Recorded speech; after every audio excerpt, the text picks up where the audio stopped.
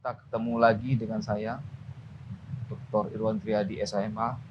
Kita ketemu lagi untuk materi hukum militer pertemuan 9. Baik, kita mulai. Bismillahirrahmanirrahim. Assalamualaikum warahmatullahi wabarakatuh. Kita ketemu materi hukum militer pertemuan 9 tentang hukum acara pidana militer. Kita lanjutkan.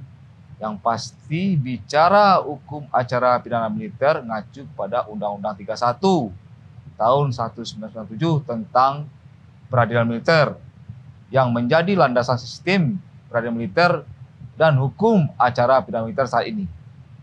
Dalam salah satu perkembangannya, undang-undang tersebut menjelaskan bahwa pengaturan tentang pengadilan dan auditorat serta hukum acara pidana militer yang selama ini berlaku dalam undang-undang sudah tidak sesuai lagi dengan jiwa dan semangat. Yaitu kita ngacu juga pada Undang-Undang Nomor 14 Tahun 70 tentang ketentuan pokok kekuasaan kehakiman. Yaitu ngacu juga kepada Undang-Undang Nomor 20 Tahun 82 tentang ketentuan pokok pertahanan. Pengadilan dalam lingkungan peradilan militer merupakan badan pelaksana kekuasaan kehakiman di lingkungan angkatan bersenjata. Nah, sekarang namanya TNI. Pengadilan bernaung di bawah pengadilan militer terdiri dari pertama pengadilan militer, kedua pengadilan militer tinggi, tiga pengadilan militer utama, empat pengadilan militer pertempuran. Nah, kita lanjutkan. Kelembagaan peradilan militer. Nah, kekuasaan kehakiman di lingkungan peradilan militer dilaksanakan oleh A. Pengadilan di lingkungan peradilan militer yang terdiri dari 1. Pengadilan militer yang merupakan pengadilan tingkat pertama untuk perkara pidana yang terdakwanya berpangkat kapten ke bawah. 2. Pengadilan militer tingkat tinggi yang merupakan pengadilan tingkat banding untuk perkara pidana yang diputus pada tingkat pertama oleh pengadilan militer. Pengadilan militer tinggi juga merupakan pengadilan tingkat pertama untuk A. Pengadilan militer yang terdakwanya atau salah satu terdakwanya berpangkat mayor ke atas, dan B. Gugatan sengketa tata usaha angkatan bersenjata. 3. Pengadilan militer utama yang merupakan pengadilan tingkat banding untuk perkara pidana dan sengketa tata usaha angkatan bersenjata yang diputus pada tingkat pertama oleh pengadilan militer tinggi. B. Pengadilan militer pertempuran yang merupakan pengadilan tingkat pertama dan terakhir dalam mengadili perkara pidana yang dilakukan oleh prajurit di daerah pertempuran yang merupakan kekhususan dari pengadilan dalam lingkungan peradilan militer. Pengadilan itu merupakan organisasi kerja yang baru berfungsi apabila kita lanjutkan. Badan-badan pengadilan tersebut semua berpuncak pada Mahkamah Agung sesuai dengan prinsip-prinsip yang ditentukan oleh dalam Undang-Undang Nomor 14 Tahun 1970. Susunan pengadilan dalam lingkup peradilan militer ditetapkan seperti tersebut karena justisiabelnya adalah prajurit yang diberi pangkat sebagai keabsahan, wewenang dan tanggung jawab dalam hierarki keprajuritan untuk menegakkan disiplin dan kehormatan prajurit. Wewenang memeriksa, memutus, dan menyelesaikan sengketa tata usaha angkatan bersenjata pada tingkat pertama berada pada pengadilan militer tinggi karena pejabat tata usaha angkatan bersenjata sebagai tergugat umumnya golongan perwira menengah ke atas. Lanjutkan. Pengadilan dalam lingkup peradilan militer merupakan badan pelaksana kekuasaan kehakiman di lingkungan angkatan bersenjata secara organisatoris dan administratif berada di bawah pembinaan Panglima. Pembinaan tersebut tidak boleh mengurangi kebebasan hakim dalam memeriksa dan memutus perkara. Namun, fungsi pengawasan dan pembinaan teknis justisial pengadilan dalam lingkungan peradilan militer tetap berada di bawah Mahkamah Agung sebagai pengadilan negara tertinggi. Sementara itu, pengadilan militer utama diberi tugas untuk melaksanakan pengawasan sehari-hari terhadap pengadilan di bawahnya. Lanjut. Pengadilan militer untuk semua tingkatan secara umum memiliki yurisdiksi terhadap tindak pidana yang dilakukan oleh seseorang pada waktu melakukan tindak pidana, yaitu A. Prajurit, B. Yang berdasarkan undang-undang dipersamakan dengan prajurit, C. Anggota suatu golongan atau jawatan atau badan atau yang dipersamakan atau dianggap sebagai prajurit berdasarkan undang-undang, D. Seseorang yang tidak termasuk golongan di atas tetapi atas keputusan Panglima dengan persetujuan Menteri Kehakiman harus, dulu namanya Menteri Kehakiman, sekarang namanya Menteri Kumham, harus diadili oleh suatu pengadilan dalam lingkungan peradilan militer. Lanjut. Kewenangan lain dari pengadilan yang bernaung di bawah pengadilan militer adalah A. Memeriksa, memutus, dan menyelesaikan sengketa tata usaha angkatan bersenjata. B. Menggabungkan perkara gugatan ganti rugi dalam perkara pidana yang bersangkutan atas permintaan dari pihak yang dirugikan sebagai akibat yang ditimbulkan oleh tindak pidana yang menjadi dasar dakwaan dan sekaligus memutus kedua perkara tersebut dalam satu putusan. Lanjut. Kita lihat susunan dan kewenangan pengadilan dalam lingkungan peradilan militer. Pengadilan dalam lingkungan peradilan militer sebagaimana dijelaskan menjadi 4 pengadilan dengan kompetensi yang berbeda dalam hal memeriksa dan memutus perkara, yaitu A. Pengadilan militer berwenang memeriksa dan memutus pada tingkat pertama perkara pidana yang terdakwanya berpangkat kapten ke bawah. B. Pengadilan militer tinggi berwenang memeriksa dan memutus pada tingkat pertama yang terdakwanya berpangkat mayor ke atas dan memeriksa serta memutus pada tingkat banding perkara pidana yang telah diputus oleh pengadilan militer yang dimintakan banding. Selain itu, bertugas juga dalam memutus dan menyelesaikan tata usaha angkatan bersenjata. C.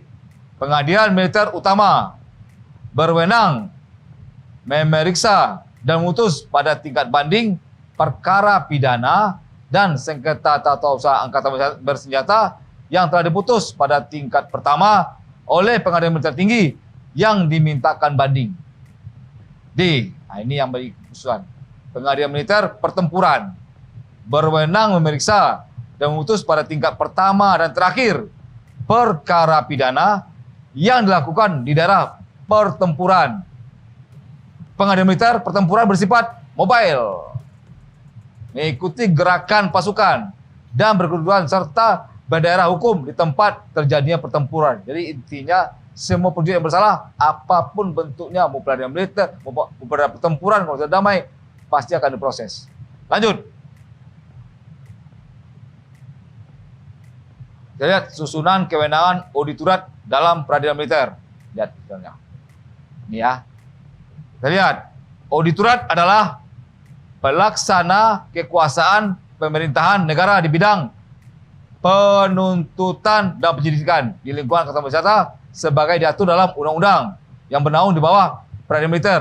Nah, ini kekhususannya. Kalau di sipil, jaksa itu sama dengan auditor, di sini jaksa hanya menuntut. Kalau di peradilan militer, jaksa itu bisa menuntut, bisa menyidik. Nah, itu. A.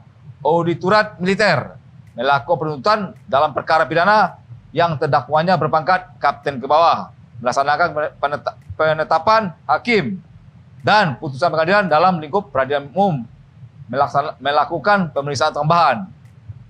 B. Auditorat militer tinggi melakukan penuntutan dalam perkara pidana yang terdakwanya berpangkat mayor ke atas, melaksanakan penetapan hakim atau putusan pengadilan dalam lingkungan peradilan militer atau pengadilan dalam lingkungan peradilan umum, melakukan pemeriksaan tambahan.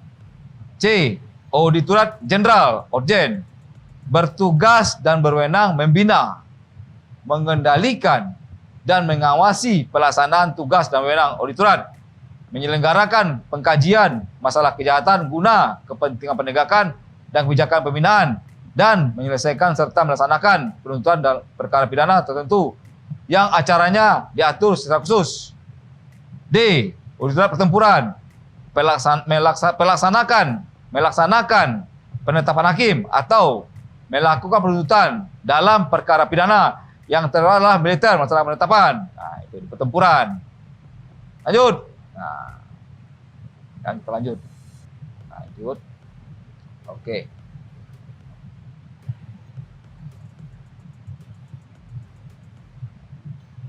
Kita susunan dalam persidangan. Nah, ini persidangan ya. Kita lihat nih. Dalam melaksanakan sidang, pengadilan militer maupun pengadilan tinggi militer bersidang untuk memeriksa dan memutuskan perkara pidana pada tingkat pertama dengan susunan terdiri dari 1 orang hakim ketua dan 2 orang hakim anggota yang dihadiri oleh 1 orang auditor militer atau auditor militer tinggi dan dibantu 1 orang panitera. Pengadilan militer tinggi bersidang untuk memeriksa dan memutus perkara sengketa tata usaha angkatan bersenjata pada tingkat pertama dengan susunan 1 orang hakim ketua dan 1 orang hakim anggota yang dibantu oleh 1 orang panitera. Dalam memeriksa tingkat banding, maka pengadilan militer tinggi dan pengadilan militer terutama terdiri dari 1 orang auditor militer atau auditor militer tinggi dan dibantu oleh 1 orang panitera. Sekarang kita lihat susunan kepangkatan dalam persidangan. Kepangkatan yang berlaku dalam persidangan di pengadilan militer adalah hakim ketua paling rendah mayor dan hakim anggota serta auditor paling rendah kapten. Sedangkan panitera paling rendah berpangkat letnan 2 dan paling tinggi kapten. Untuk persidangan di pengadilan militer tinggi, hakim ketua paling rendah pangkatnya kolonel. Dan hakim anggota serta auditor militer paling rendah pangkatnya letnan kolonel. Sedangkan panitera paling rendah kapten dan paling tinggi mayor. Lanjut. Kita lihat susunan dalam persidangan. Ya kan? Oke. Nah, kita lanjut kepada atasan yang berhak menghukum. Ankum. Ankum adalah atasan langsung yang punya wewenang untuk menjatuhkan hukuman disiplin menurut ketentuan peraturan perundang-undangan yang berlaku dan berwenang melakukan penyidikan berdasarkan undang-undang ini, yaitu pasal 1 angka 9 Undang-Undang Nomor 31 tahun 1997 tentang peradilan militer. Ankum mempunyai wewenang. Oke. Nah, ini wewenangnya melakukan penyidikan bla bla bla. Nah, sesuai dengan di atas. Nah, wewenangnya ada 4. Nah, terakhir melakukan penahanan tersangka. Jadi semuanya ankum menjaga keputusan. Lanjut. Ya.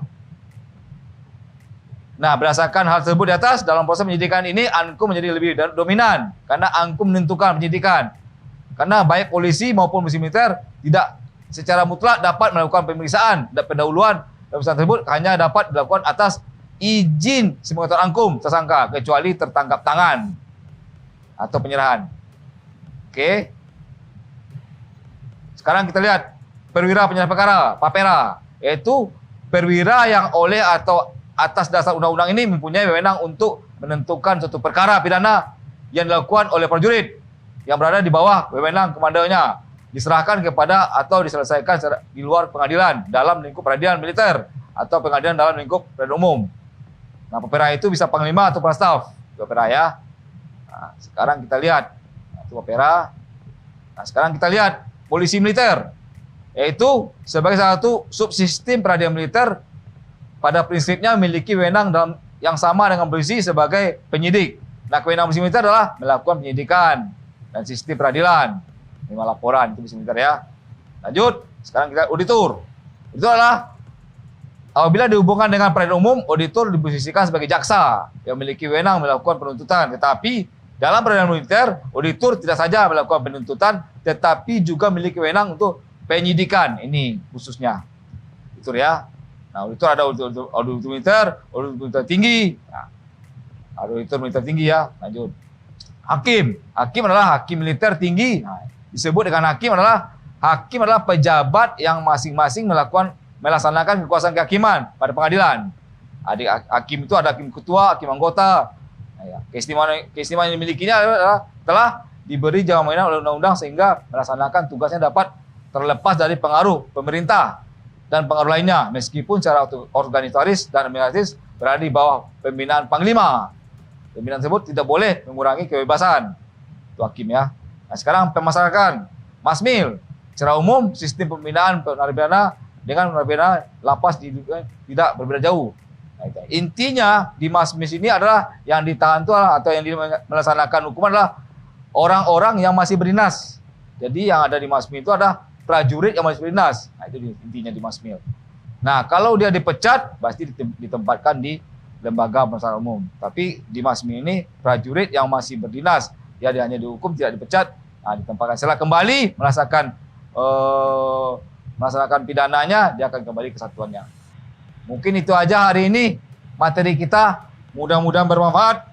Mohon maaf, saya tutup, saya akhiri. Wabillahi taufiq wa hidayah. Wassalamualaikum warahmatullahi wabarakatuh.